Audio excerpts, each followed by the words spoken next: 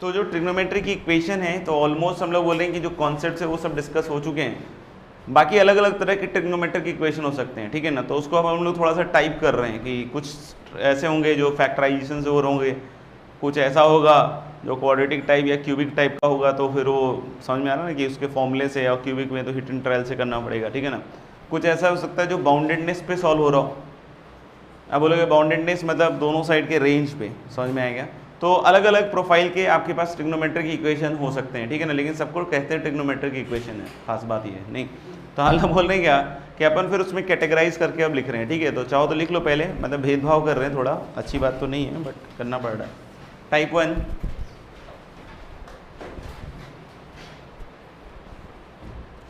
Solving using factorisation, या कोई चीज़ दिमाग में हो रहा है तो वो भी कर सकते हैं।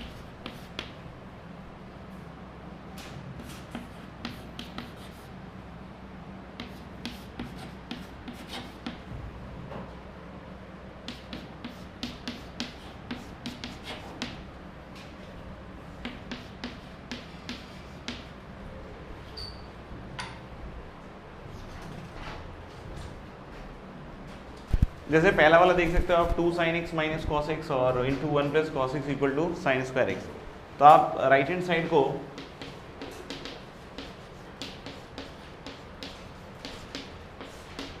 सिंप्लीफाई कर सकते हैं। साइन स्क्वायर एक्स को लिख सकते हैं 1 माइनस कॉस स्क्वायर एक्स, और उसके दो फैक्टर हैं।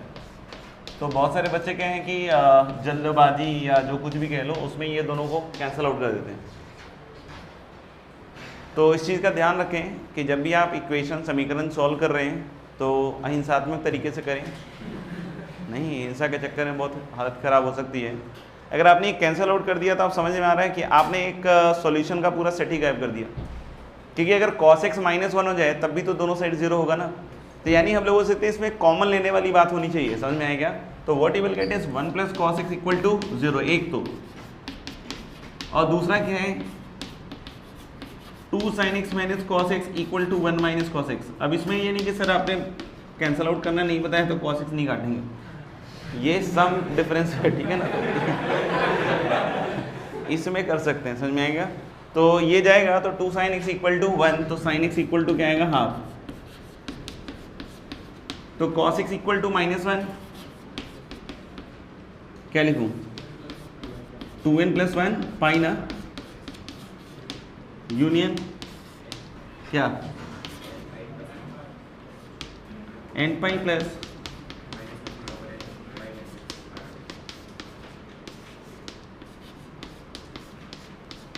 n belongs to what i, ठीक है। Second one is also very simple.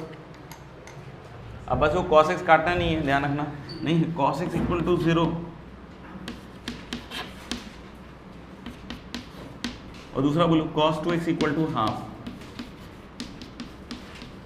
तो इसका odd multiple of pi by 2, और वहाँ पे 2x इक्वल टू क्या आएगा 2n pi plus minus pi by 3 ना उधर, तो x इक्वल टू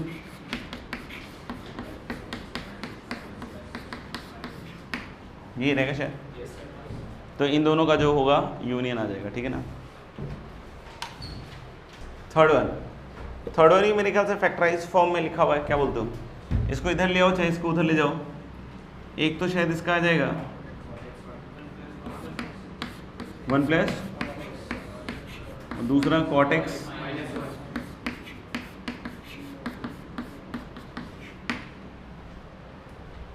ये आएगा, इसको अगर इधर ले आओगे तो cos x cot x plus sign के साथ आ जाएगा, -1 आ जाएगा, cot x मेरे ख्याल से +1 आ जाएगा और माइनस क्या आएगा cos x। तो इसके दो फैक्टर्स आ जाएंगे।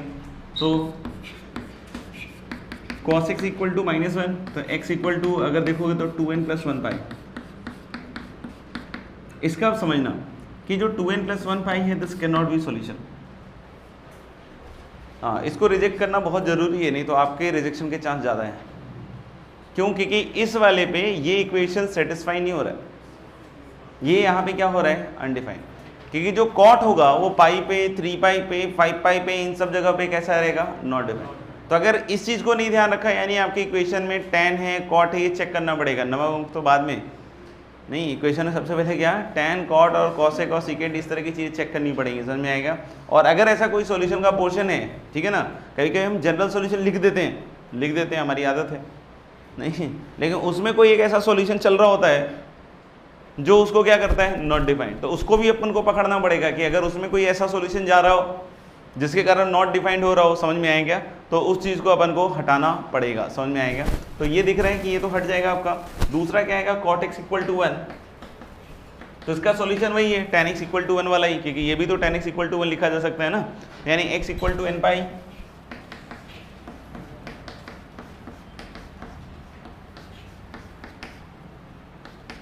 + πi/4 and n belongs to what, I।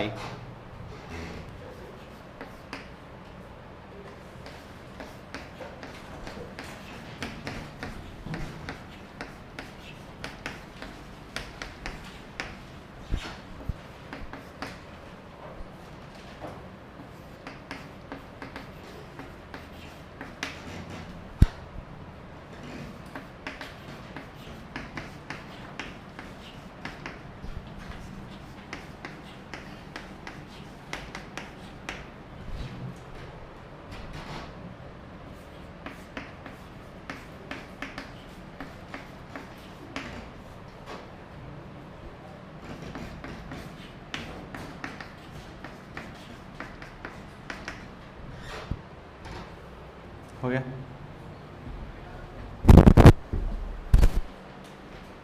तो पहला वाला दिख रहा है कि सिंपल क्वाड्रेटिक है क्या, तो उसके दो फैक्टर आएंगे शायद, एक तो शायद 3 cos x - 1 शायद, और दूसरा शायद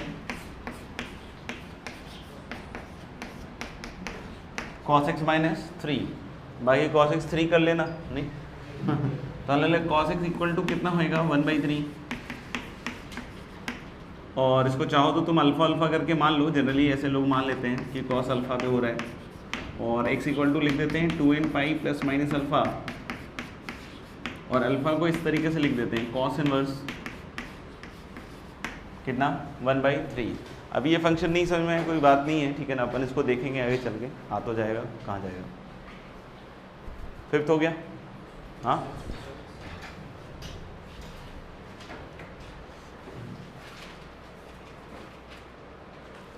फिफ्थ में दोनों ही तरीके हैं, या तो बीच वाले को आप लिख दो -4 sin x cos x + 3 sin x cos x और फैक्टर कर लो, या फिर tan में क्वाड्रेटिक बना के भी कर सकते हैं। अगर एक sec² x से मल्टीप्लाई कर दे, sec² x एक नॉन ज़ीरो क्वांटिटी है, 1 से बड़ा होता है, सोचना। तो sec² x से अगर मल्टीप्लाई कर लेंगे तो ये कितना बन जाएगा, 3 tan² x, और माइनस क्या हो जाएगा, tan x,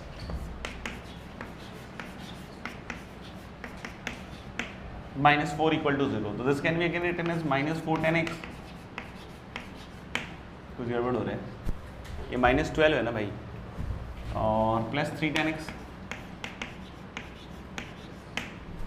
तो एक फैक्टर तो मुझे ऐसा लग रहा है कि 3 tan x - 4 दिख रहा है, और एक दिख रहा है शायद tan x + 1 = 0। तो tan x = -1 ये भी चलेगा, और 4/3 ये भी चलेगा। तो -1 में वही n पाई + 3π/4 लिख सकते हो, और इसको लिख सकते हो n पाई + tan इनवर्स 4/3। और cos 2x के क्वाड्रेटिक में भी बदल सकते हैं, एक तो नहीं, ये 2 sin² 2x है ना, आवाज़ आ रही है ना या नहीं, 2 sin² 2x है, तो this can be written as 2 × 1 - cos² 2x, सही है ना। और प्लस क्या आएगा, 3 और इंटू 2 साइन स्क्वायर एक्स है, तो 2 साइन स्क्वायर एक्स को क्या लिख सकते हो आप? हाँ, 1 minus cos 2x equal to 5। तो आप देख सकते हो 2 + 3 5 इधर भी आएगा उधर भी आएगा, कट जाएगा। फिर एक आएगा -2 cos स्क्वायर 2x और -3 cos 2x, तो माइनस cos 2x बाहर आ जाएगा और जो अंदर रहेगा वो नॉन जीरो होगा। क्या? तो देख सकते हो cos 2x -3/2 तो नहीं हो सकता है, तो cos 2x इक्वल टू 0, तो x इज शायद ऑड मल्टीपल ऑफ 5/4। बाकी करने के लिए इसको और भी तरीके से आप लोग कर सकते हो, जैसे इसको चाहो तो आप लिख लो 2 sin square x cos square 4 sin square x 4 sin square x cos square x, और एक cos स्क्वायर एक्स को फिर से लिख दो कितना 1 माइनस साइन स्क्वायर एक्स, और साइन स्क्वायर एक्स में फिर ये क्या बन जाएगा आपका क्वाड्रेटिक, और वहाँ से भी सॉल्व करोगे तो वहाँ से भी आंसर ही आता है। इस फॉर्म में नहीं आएगा बट जो आएगा वो भी आंसर ही होगा, सेम सॉल्यूशन सेट देगा।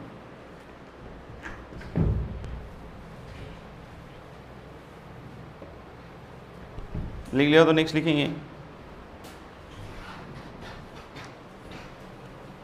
Find the number of solution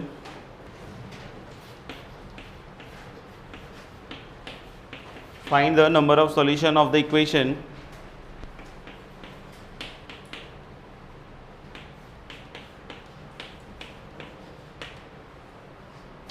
solution cos 4x plus 6.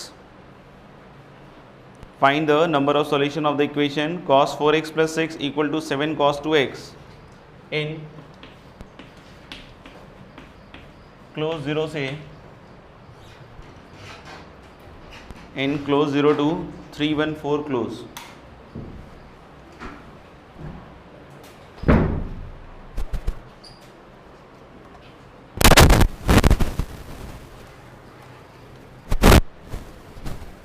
Find the number of solution और sum of solution भी निकाल लेना।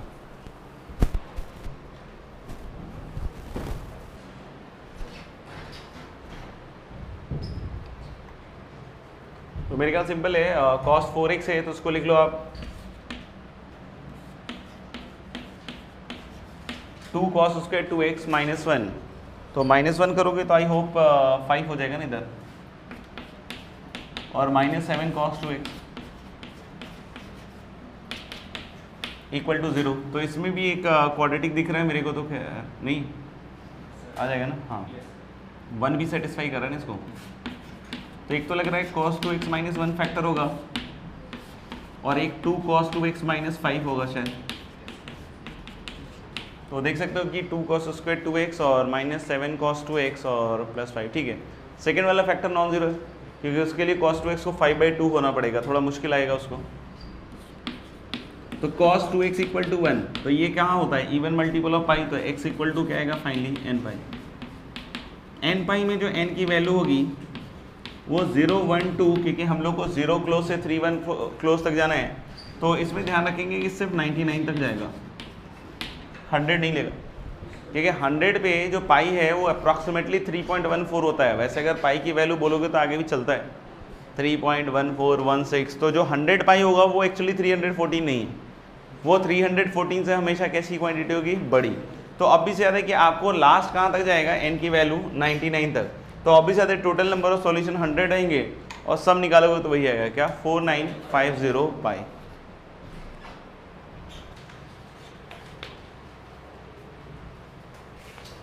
जनरल सॉल्यूशन निकालना है।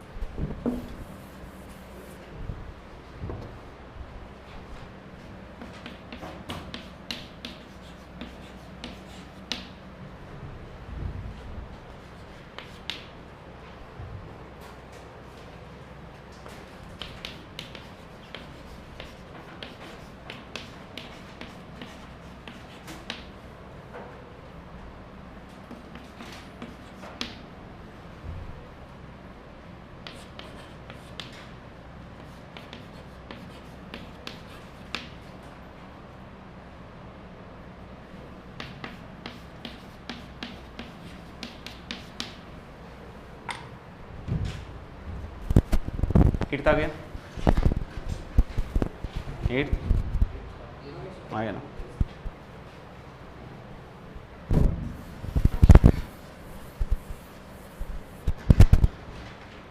एट्थ में हम लोग क्या कह सकते हैं कि इसको चाहो तो साइन कॉस में बदल लो और टेन में भी बदल सकते हैं। साइन 2 थीटा को 2 tan theta upon 1 plus tan square theta रख के, बाकी साइन कॉस में बदल लो, ज़्यादा बेहतर है। तो ये बन जाएगा cos theta minus sine theta LCM लेके, और ये बन जाएगा cos theta plus sine theta का होल स्क्वायर, और इक्वल टू क्या बनेगा, cos theta plus sine theta. देख लो आप, अब डिनोमिनेटर में जो कॉस थीटा आएगा उसको कैंसिल आउट कर सकते हो, क्योंकि उसको तो नॉन जीरो होना ही चाहिए, क्योंकि अगर वो जीरो हो गया तो अभी साथ दोनों साइड डिफाइंड नहीं होगा, और यानी कि फाइनल सॉल्यूशन अगर वो आता है तो हटाना पड़ेगा। अब लेकिन cos theta plus sine theta नहीं काट सकते हैं, tan थीटा इक्वल टू क्या आएगा -1, और एक कटेगा तो ये cos 2 थीटा इक्वल टू 1 आ जाएगा, तो थीटा इक्वल टू फिर से क्या आ जाएगा तुम्हारा n पाई, और इसको भी लिख सकते हो n पाई प्लस 3 पाई/4। बाकी ये दोनों करके देख लेना आप लोग, ठीक है ना। बताओ भाई, कुछ है तो बताओ।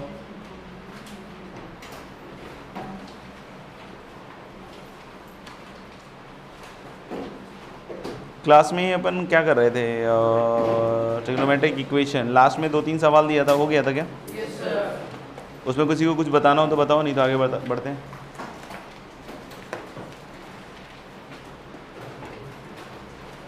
बोल भाई, है क्या कुछ?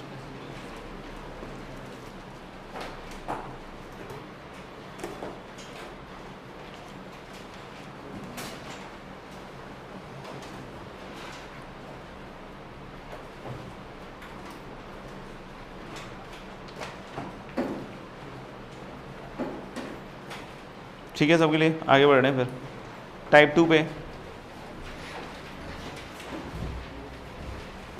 सॉल्विंग इक्वेशन, टाइप 2 में लिखना solving equation of the form a sin theta plus b cos theta equal to c।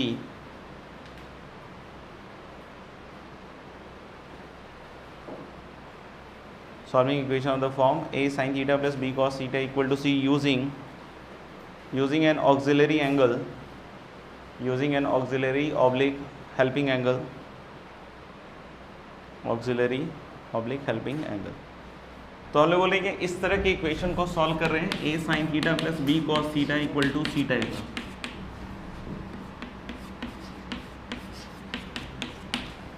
By using some auxiliary angle या हेल्पिंग एंगल जिसको कह सकते हैं आप, a sin theta plus b cos theta equal to c। एक तरीका ऐसा भी हो सकता है कि आप b cos थीटा को उधर ले जाकर दोनों साइड स्क्वायर कर लें, तो उधर cos के क्वाड्रेटिक बन जाएगा, और इधर a square sin square theta जो बनेगा उसको भी 1 माइनस क्या लिख सकते हैं, cos स्क्वायर। बट इस तरह के काम में जरूर ध्यान रखें कि जो थीटा फाइनली आ रहा है, ऐसा कि नहीं होगा कि सबके सब हो सकता हो कि सारे ही सोल्यूशन हो, ठीक है ना।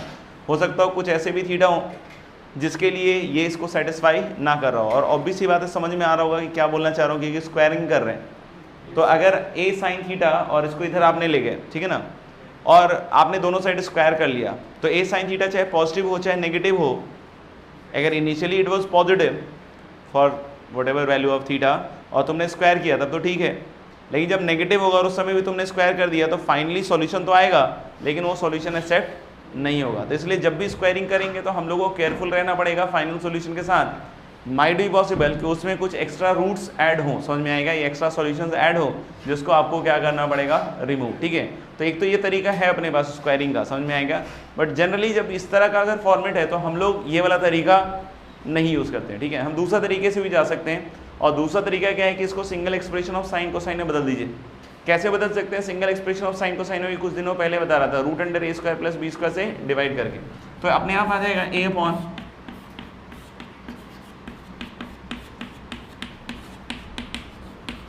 Root under a square plus b square sine theta plus b upon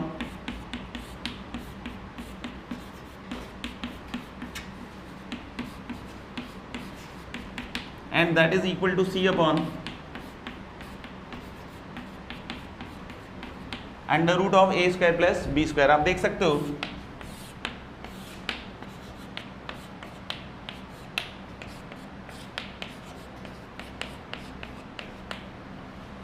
ये लेंथ a, ये लेंथ b, और ये लेंथ कितना हो जाएगा, root under a square plus b square.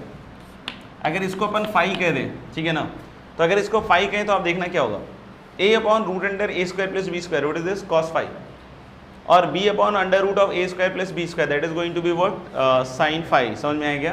तो ये बन जाएगा sine theta cos phi plus cos theta sine phi, that is sine theta plus phi, and that is equal to some constant that is c upon under root of A square plus B square. इसमें phi known angle होगा, नहीं इसमें phi क्या होगा, known angle, जिसमें हम लोग बोल सकते हैं phi is what, tan inverse B by A. Phi कितने के बराबर होगा, tan inverse B by A. तो फाई नोन एंगल होगा साइन थीटा, या फिर ऐसे सोच सकते हो आप साइन डेल्टा इक्वल टू ये साइन गामा, उसी का जनरल सॉल्यूशन हो जाएगा जो भी हम लोग पिछले क्लास में बात कर रहे थे, ठीक है। तो आप चाहो तो इसको साइन में भी बदल सकते हो, आप चाहो तो इसको कॉस में भी बदल सकते हो। तो ये डिपेंड करता है कि किस फॉर्मेट में सॉल्यूशन दिया हुआ है, चाहे तो आप उसके हिसाब से देख के भी काम कर सकते हो। मोरओवर सॉल्व करने से पहले ये जरूर चेक कर लें कि सी कहाँ से कहाँ तक है। अगर mod C less than equal to root under A square plus B square है तभी सॉल्यूशन आएगा। Mod C less than equal to किससे है, root over A square plus B square, तभी सॉल्यूशन आएगा। बोलोगे क्यों?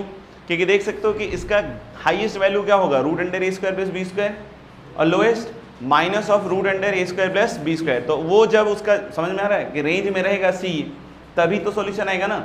यानी कि C must be lying between कहाँ से कहाँ तक, minus root under A square plus B square से root over A square plus B square. That can be also written as mod C less than equal to root over A square plus B square. जैसे अगर कोई बोलता है sine theta plus cos theta equal to pi का solution बताओ,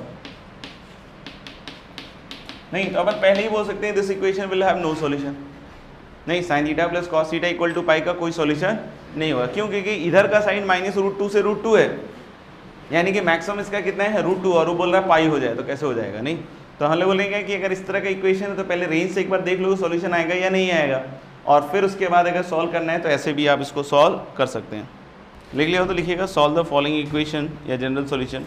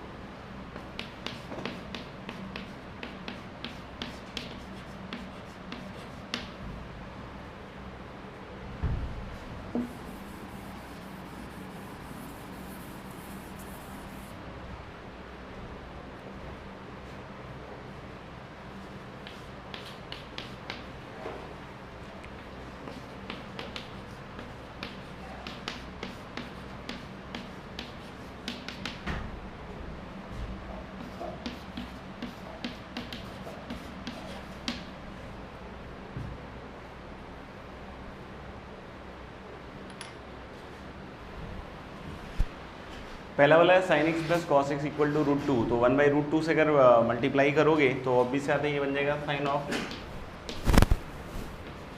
x plus π/4 और equal to 1 ही आएगा ना शायद ये, नहीं तो x प्लस π/4 इक्वल टू हम लोग लिख सकते हैं कितना 2n पाई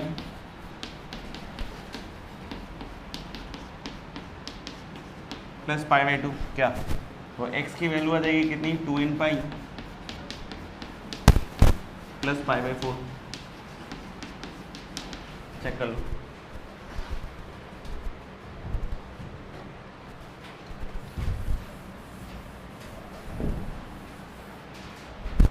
दूसरा वाला कर लिया। दूसरे को भी चाहो तो साइन कॉस में बदल लो। तो sec x को 1/cos x लिख के एलसीएम लोगे इधर 1 माइनस cos x, और उधर जो tan x है वो बन जाएगा आपका क्या sin x upon cos x होगा, तो cos x कट जाएगा और cos x definitely non zero होना चाहिए, तभी इक्वेशन क्या होगा डिफाइन। √2 - 1 is tan π/8।